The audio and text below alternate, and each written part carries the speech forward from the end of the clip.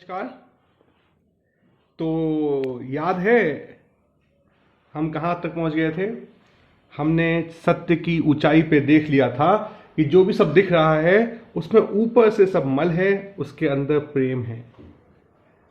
सत्य दिख गया, कॉन्फिडेंस बढ़ गया और फिर मैंने अपने आप को बोला कि आज से मैं रसगुल्ला नहीं खाऊंगा। बोलने के थोड़ी देर बाद मेरी मैडम जी रसगुल्ला लेके आई और मेरा शरीर बोला, मुझसे पूछ के बोला था क्या, और ले 2 रसगुल्ले खा लिए। कुछ ऐसे ही होता है ना।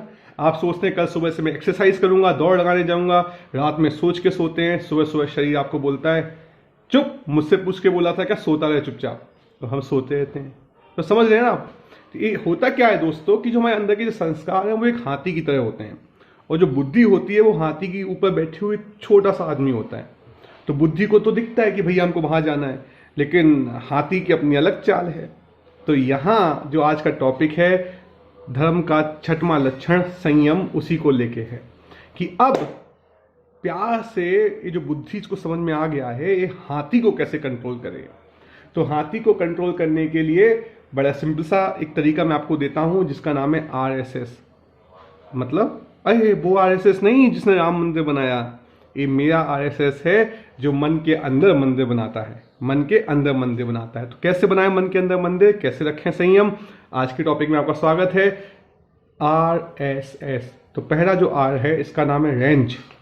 रेंज मतलब आपको जब बुद्धि को समझ में आ गया कि भैया वहां जाना है, अब हाथी से बातचीत कीजिए। हाथी को बहुत ही अच्छी तरीके से ऑब्जर्व कीजिए कि हाथी को कहाँ जाने का मन है, हाथी कैसे सोचता है। तब आप अपना स्वाध्याय करना स्टार्ट करते हैं। आप हाथी को अपने अंदर के इमोशंस पे झांकना स्टार्ट करते हैं। तो ये जो रेंज है वो आप हाथी के साथ जब तोल मोल तय करते हैं तो आप हाथी को बोलते हैं एक काम करो भाई, यहाँ से ये 0 है, ये 100 है, तुम्हें कम से कम इतना चाहिए ना, ठीक है मैं तुम्हें इतना दूंगा। तुम्हें 2 रसगुल्ले डेली के खाने, हमें 2 रसगुल्ले दूंगा। तुम्हें इतना आराम करना है, इतना आराम दूंगा। तुम्हें इतना पैसा चाहिए, तुम्हें इतना पैसा दूंगा। तुम्हें इतना नाम चाहिए, तुम्हें इतना नाम दूंगा। तुम्हें इतनी शोहरत चाहिए, इतना मद चाहिए, सब दूंगा। लेकिन तय कर लो कि इतना तुम्हें चाहिए, वो बता दो मुझे मिनिमम कितना चाहिए तुम्हें।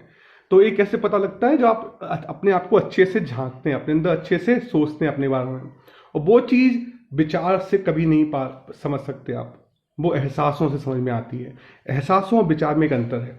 विचार हमारे मन की चक्की हैं, घूमते रहते हैं, और एहसास हमारा सत्य है।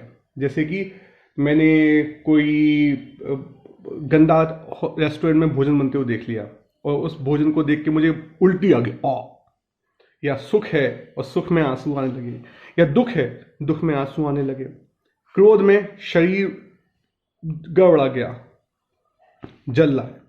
तो विचार जो है वो आप ऐसे समझ लीजिए, जैसे आपको एक बताया, ये एहसास है कि ताली बजी। विचार क्यों बजाई, किस लिए बजाई, ये सब विचार हैं। तो अगर आपको अपने एहसासों को पकड़ना है तो एहसास आपके मन के बाईपास को पास करके सीधे आपके शरीर में प्रदर्शित होते हैं। आपके मुंह से जो निकल रहा है, आपकी अंदर जो महसूस हो रहा है, आपके आंख की पुतली लाल हो रही है, आपको आंसू आ रहे हैं, आपका शरीर वहां से भाग रहा है।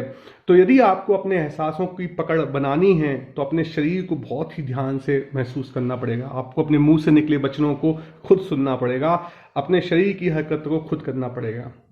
और जब आप ऐसा करेंगे तो एहसास आपको एक समझ दे देंगे कि आपके हाथी को कम से कम कितना चाहिए। जबरदस्ती आप उसको कम दोगे हाथी को, उससे कम, तो हाथी विद्रोह कर देगा, आपको ले जाके जंगल में कुचल देगा। तो उस हाथी का सम्मान करते हुए एक मिनिमम दायरा हाथी को तय कर लीजिए और उस हाथी को थोड़ा सा आराम देते हुए लोग ये मैक्सिमम इतना करेंगे। तो आपने एक हाथी को एक रेंज दे दी, तो ये आपने मैक्सिमम बना दिया, एक मिनिमम बना दिया। तो इस रेंज में आप सुख रहेंगे। तो आपकी रेंज छोटी मोटी जैसी भी हो सकती है, वो आपका सत्य है, वो कोई और नहीं बता सकता। वो आपका खुद का आकलन आपको खुद करना पड़ेगा। आपको बाकी लोग बता सकते हैं, ज्ञान दे सकते हैं, आपको बाकी लोग समझ दे सकते हैं, लेकिन ये जो आपका आकलन है, आपका सच्चाई है कि आपका हाथी कितना चाहता है, वो आपको खुद समझ के वो रेंज तय करनी पड़ेगी। तो दूसरा एग्जाम्पल है दोस्तों, जो आरएसएस का जो दूसरा शब्द है, एग्जाम्पल नहीं शब्द है, वो सतर्कता। आर मतलब रेंज, एस मतलब सतर्कता। तो सतर्कता दोस्तों क्या होती है कि जैसे कि सीता जी थी, तो सीता जी को संभाल मतलब बचाने के लिए लक्ष्मण ने एक रेखा खींच दी कि भैया इस रेखा से बाहर मत जाना, अंदर तुम आराम से घूमती रहो लेकिन इस रेखा के बाहर मत जाना, इस रेखा के बाहर जाओगी तो दिक्कत होगी। अब सीता जी उस रेखा के बाहर क्यों गई? क्योंकि उन्हें एक राक्षस साधु का भेष बनाया गया था। बस यही सतर्कता रखनी है कि इस रेंज से बाहर ले जाने के लिए आपको आपके कई दोस्त यार आपको बोलेंगे कि भैया आओ बैठो मस्ती करते हैं बात करते हैं, तो अपने आप को सतर्कता रखनी है कि आप किस तरीके के लोगों की संगत रखते हो। दूसरा, आपको उसके अलावा कुछ ऐसी दैनिक नियम बनाने पड़ेंगे, जैसे कि आपने नियम बना लिया कि मुझे पूजा करनी है, कोई भी क्रिया जो आपको एक रिमाइंडर के तौर पे काम करे। तो ये जो सतर्कता है कि आप इस परिधि को नहीं लांघें, ये दैनिक रिमाइंडर और आपको सत्संग का बल, और तीसरा समय समय पे चिंतन कि भैया हमने लांगी तो नहीं। जो शाम को आप सामायिक करने बैठते हैं या 10 लक्षण पर्व में आप साल में एक बार या अष्टमी चौदस में महीने में 2 बार इस तरीके से अपना चिंतन करेंगे कि पिछले समय जो पिछले पड़ाव और इस पड़ाव के बीच में, पर्व मतलब पड़ाव, तो पिछले पड़ाव और इस पड़ाव के बीच में हमने, वो पड़ाव आपका डेली भी हो सकता है, वीकली भी हो सकता है, अष्टमी चौदस भी हो सकते हैं, आपका होली दिवाली भी हो सकते हैं, आपके 10 लक्षण पर्व हो सकते हैं। भारत देशों में क्यों इतने पर्व हैं? क्योंकि लोगों ने पड़ाव बनाए थे कि हम इन पड़ावों में अपना प्रदर्शन, अपना अंदर झांक लें। तो ये आपको सतर्कता के लिए 3 चीजें रखनी है। सत्संग करना है, अच्छे लोगों का बुरे लोगों का संग छोड़ना है, आपको दैनिक क्रियाएं बनानी है, पूजा पाठ, कुछ भी अच्छी हैबिट्स डेवलप करनी है, दौड़ने की, भागने की, दुसेवा करने की, जो भी आपकी दैनिक क्रियाएं हैं उसमें आप अच्छी हैबिट्स बनाइए। और तीसरा, पर्व के समय पड़ाव पे आने के बाद अपना चिंतन कीजिए। तो ये जो 3 चीजें करेंगे आपको सतर्कता में हेल्प करेगी। अब इसके बाद एक मैं आपको नियम बताता हूं कि जब वो आपको आपकी मर्यादा से बाहर ले जाने के लिए जब आपका राक्षस साधु बन के आता है, तो वो बहुत ही धैर्य से काम करता है। आपको एकदम से नहीं बोलेगा कि आ जाओ बाहर, वो आपको बहुत ही धैर्य से मतलब उल्लू बनाता है। तो उसी धैर्य से हमें उस चीज को, अपने आप को नीचे जाने से भी रोकना है। मतलब आपने बोला हाथी को कंट्रोल करने के लिए कि भैया मैं तो कंट्रोल कर लूंगा हाथी को, तो ऐसी कोशिश मत कीजिए, हाथी भी धैर्य से ही होगा। तो अपने आप पे ज्यादा बल मत लगाइए, धीरे धीरे सत्संग की शक्ति, वो आपकी जो प्रेम की शक्ति खुद आपको खींच लेगी। अब जबरदस्ती बहुत ही मुश्किल कठिन नियम मत लीजिए, देखा देखी के नियम मत लीजिए, क्योंकि आप अपने हाथी को ज्यादा दबाएंगे तो हाथी विद्रोह कर सकता है, आपका विनाश भी कर सकता है। तो रेंज हो गई, सतर्कता हो गई कि भैया परिधि में रहना है, रेंज बना के उसमें रहना है, सतर्कता रखनी है कि हम इसके बाहर ना जाएं और इससे कम भी हाथी को ना दें। उसके बाद जो तीसरा है, अब आपको नीचे भी तो आना है ना, क्योंकि हाथी को वश में भी तो करना है। तो तीसरा जो तरीका है आरएसएस का रेंज और सतर्कता के बाद, वो है संवेदना। संवेदना मतलब आप ये समझ जाते हो कि अपने घर में मान लीजिए कि छोटा सा बल्ब है, 1 वाट का, 100 वाट के बल्ब है, 40 वाट की ट्यूबलाइट है, पंखा है, एसी है, लेकिन जब लाइट जाती है तो सब एक साथ बंद होते हैं और लाइट आती है तो सब एक साथ चालू होते हैं। जब आप ये समझ जाएंगे कि पंखा, एसी, फ्रिज, लाइट ये अपने आप में कोई काम की नहीं है अगर उसमें करंट नहीं है, और करंट सब में एक जैसा जाता है।